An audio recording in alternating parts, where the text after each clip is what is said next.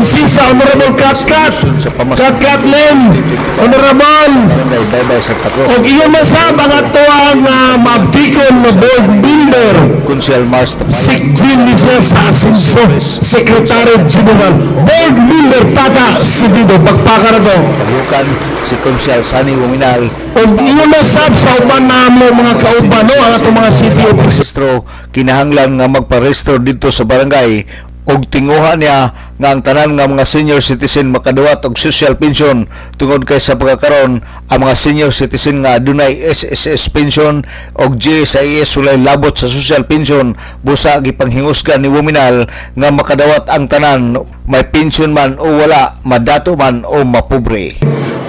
Na dapat narehistro na ang tanang senior citizen.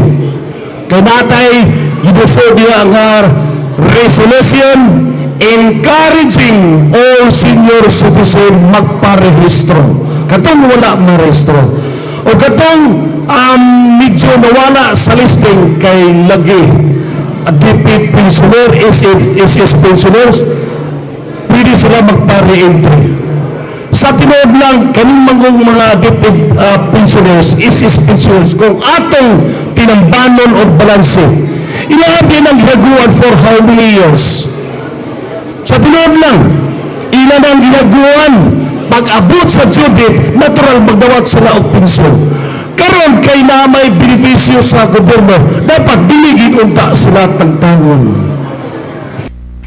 Si Kunsyal Sani Wuminal sa sangguniang panglungsod. As of June 2024, adunay na rehistro nga mga senior citizen nga 12,800 og sa pagkakaron mikabat na sa 14,000 nga narehistro nga mga senior citizen. Alang sa DXDD Radio Kampana, ang radyo sa simbahan, WD45 Dudong Bargamento, muduyog sa ika-75 nga jubileo sa Archdiocese of Osamis, Danag, Sanakbayan.